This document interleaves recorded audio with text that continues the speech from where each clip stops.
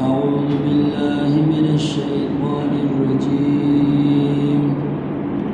بسم الله الرحمن الرحيم يا أيها النبي قل لأزواجك وبناتك ونساء المؤمنين يدنين عليهن من جلابيبهن ذلك أدنى أن يعرفن فلا يؤذين وكان الله غفورا رحيما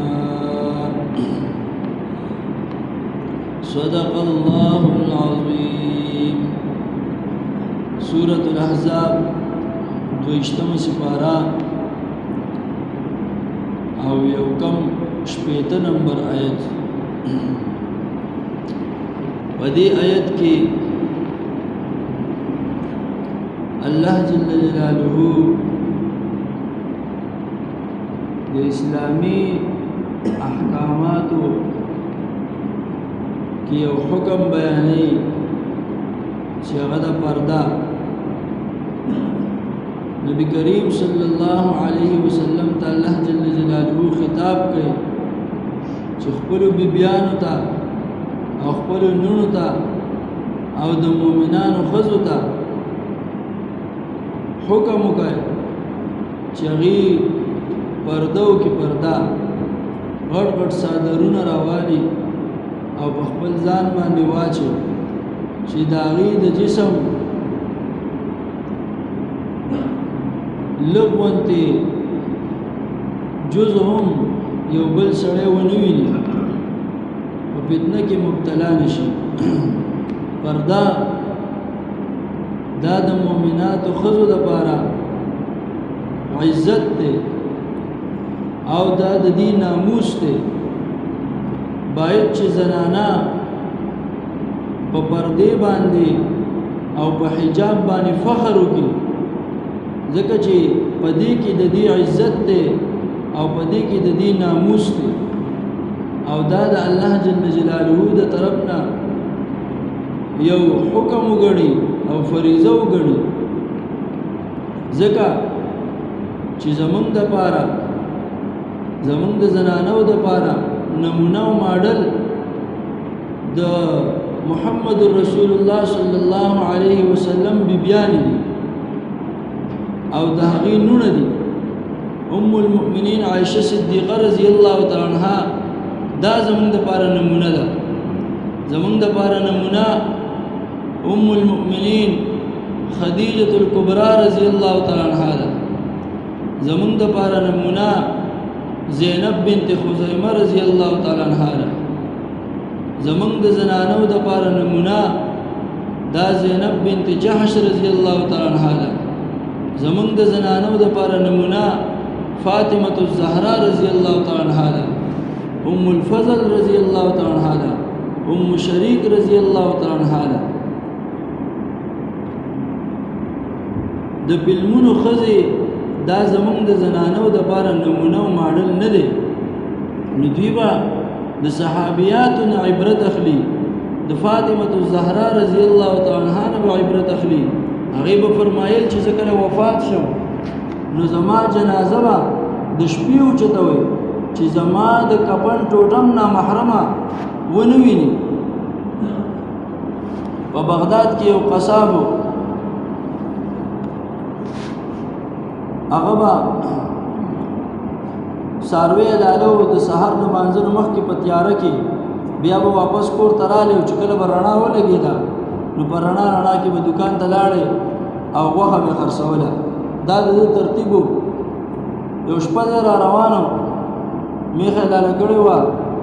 او چاړو سره لاس کې وه کپړې په وینو څښاوي په لاره کې را روانو نو د یوې کوڅې نه چې اواز وکړو د خفګان اواز یې وکړو د تکلیف اواز یې وکړو چې دی هغه طرف نه منډه کړه نو په لاره کې یو سړی ډېر زیات زخمي حالت کې پروت او چاړه د هغه په خېټه کې وه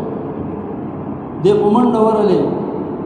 او کوشش وکړو چې دی راوچت کې دله سهاره ورکړي خو د ده په غېږ کې هغه ساه ورکړه د خلکو ته اوازونه وکړه د مدد دپاره خلک چې راله چې ویې لیدل چاړه د ده په لاس کې ده او کپړې په وینو څخه دي نو بس دی راګیر کړو چې د دې سړي قاتل څوک دی دا قصاب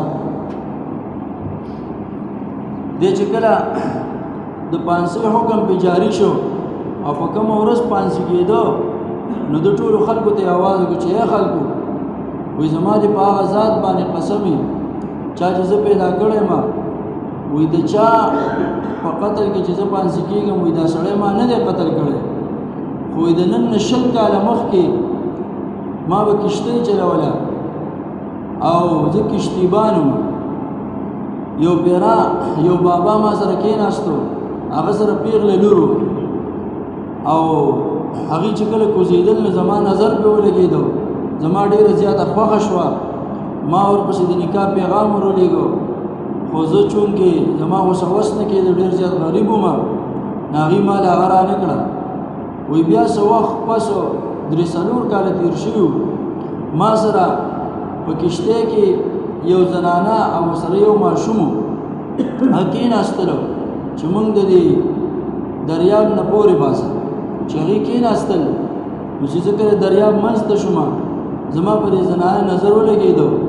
نو ما وپېژانده چې دا خو هغه زنانه ده چې په کومه زنانه باندې زه عاشق شوی وم او زما ورسره مینه پیدا شوې وه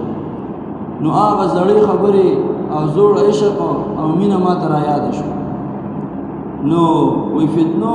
فتنه کې مبتلا شوم او وسوسو گیر کړم وایي دغه زنانه پسې زه راپاڅېدم او ما ته د خپل عزت مطالبه وکړه وایي هغې ما ته ډېر په وقار او ډېر په عزت سره خبرې کولې زړې خبرې خو یې یادولې نه او ما له ډېر سخت جواب راکړو چې داسې غوندې مطالبه ته زما نه نشي کولی وایي ما د دې دا جواب چې واورېدو زه سخت غوسه شو د هغې هغه بچی مې راواغستو او په هغه دریاب کې مې له غوپه ورکړه ښه ساعت مې له غوپه ورکړه بیا مې ترې راویستو ورته مې ویل چې دا بچی به دله مړ کړم کنې زما مطالبه پوره کړه وایي هغې په سختۍ سره انکار وکړو وایي ما ول هغه بچی په اوبو کې ډوب کړو تر هغې پورې مې ډوب کړی ولې دا سر تر څو پورې چې هغه پې هغه لتې او لاسونه والي چې کله لاسونه هر څه په ارام شو ما د پته چې ساه دې وتې ده وایي مې راوچت کړو نو ساه پکې نه وه وایي بس اوبو ته مې ویشته وایي بیا رالم او په خپل کلک زور سره مې دې نه مطالبه وکړه په غوسې سره خو هغې هغه شان سخت انکار وکړو په خپل طاقت سره یې زه منع کړم وایي ما هغه د ویښتونه ونیوله او په اوبو کې مې سر ډوب کړو ښه ساتو بیا مې سر راوچت کړو نو بیا یې انکار وکړو وایي بیا مې ولې په اوبو کې سر ډوب کړو تر هغې پورې چې تر څو دې ساه نه ووتې چې خپې او لاسو حرکت پرېښودو چې راوچته مې کړه نو هغه مړه شوې وه نو هغه مې اوبو ته ویشته وایي زما د دې کارنامې نه او د دې ظلم نه هېڅوک هم خبر نه شو صرف یو الله ته خبر وایي دا نن چې زه پانسي کېږم وایي دا د هغه قتل په بدله کې پانسي کېږم ولا تحسبن الله غافلا عما يعمل الظالمون الله د ظالمانو نه غافل نه دی خامخا الله پاک بدل اخلي وایي 20 کاله پس د هغې پاک دامنې ښځې د هغې پاکې ښځې د هغې بدل وایي ما نه الله پاک اخلي دا نن چې زه پانسي کېږم د هغې بدل کې پانسي کېږم نو تاسو وګورئ که نه چې یوه ښځه هغې نه څومره په سختۍ سره مطالبه وشوه هغې خپل بچی مرګ له ورکړه خپل ځان یې مړ کړه خو خپل عزت یې داغدار نه کړو خپل ناموس یې داغدار نه کړو نو افسوس په دې زمانې په ښځو باندې چې د معمولي غوندې پیسو دپاره خپل عزت خرڅوي د معمولي غوندې ټلیفون رابطې دپاره خپل عزت او ناموس خرڅوي خپل د مور او پلار عزت خرابوي د لوڼو خویندو عزت خرابوي په معمولي غوندې خبرو چې هغه عاشق ورته معمولي غوندې په ټلیفون یو څو خبرې وکړي او غټې غټې خبرې ورته وکړي لالچ ورته ورکړي په هغې باندې هغه خپل عزت او خپل ناموس تار کړي نو خویندو میندو ټولو ته دغه نصیحت او پیغام دی چې زمونږ او ستاسو دپاره نمونه فاطمه الزهرا رضی الله تعالی عنها ده او زمونږ او ستاسو دپاره نمونه ام الفضل رضی الله تعالی عنها ده چې هغې 10 زامنو 10 واړې په جهاد کې هغه شریک کړه او شهیدان شو او یو صحابیه ده د هغې 4 زامنو خپل زامن په داسې حالت کې رخصت کړو ورته ویل که واپس رالی او ځانم د الله په دین قربان نه کو نو زما بل په تاسو باندې حرام دی. داسې زنانه نن چې یو زنانه ته وویلی شي چې ته د خدای دین زده که او دا خلکو ته ښایه او دا بې حیا ښځو نه حیادارې جوړې کړه، بې کرداره او بد کرداره ښځو نه ښه کردار والا ښځې جوړې کړه، دې ته نصیحت وکړه. نو هغې په جواب کې وایي چې موږ دا طاقت نه لرو چې موږ چاته زنانو ته تقریر وکړو یا زنانو ته دعوت ورکړو، زنانو ته تبلیغ وکړو. نو دغه زنانو ته ویل غواړم چې دې د هغې سندرغاړې نه عبرت والي چې هغې د خپلې ګډا سره او په خپل اواز سره په زرګونو خلک په فتنه کې اچوي. څومره د بې حیایۍ کار دی او په زرګونو خلک ګمراه کوي، په زرګونو خلک ګناهګاروي، په زرګونو خلک په فتنه کې مبتلا کوي، د دین نه لرې کوي. نو دغه سندرغاړه څومره په جرأت او په بهادرۍ سره د زرګونو خلکو په منځ کې ګډېږي، د زرګونو خلکو په منځ کې هغه څه کوي ګانه بجانه وایي. نو د خدای دین چې یو زنانه زده کړي نو هغې نشي ښودلی د زرګونو خلکو په مخ کې، یقینا ښودلی شي. خو چې کله دا آسیه رضی الله تعالی عنها چې کومه د فرعون په کور کې ایمان راوړی ورسې برداشت کړي هغه خپل ځان مخې ته کړي،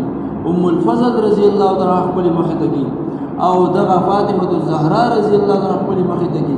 ام المؤمنین عائشه صدیقه رضی الله عنها خپلې مخې ته کړي. دغه صحابیات ځان له نمونه ماډل وګرځي نو بیا به انشاءالله زموږ په زنانو کې دغه غیرت او دغه جذبه را بیدارېږي. نو په دې آیت کې الله جل جلاله د پردې حکم کوي، د حجاب حکم کوي. حجاب د عزت او ناموس دی، باید چې زنانه په دې باندې فخر وکړي او کومې زنانه چې صحیح طریقې سره حجاب نه کوي هغې ته نصیحت وکړي. یا ایها النبی اے پاک نبی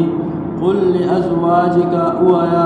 د خپلو بیبیانو ته و بناتک او خپلو نونو ته ونساء المؤمنین او د مؤمنانو ښځو ته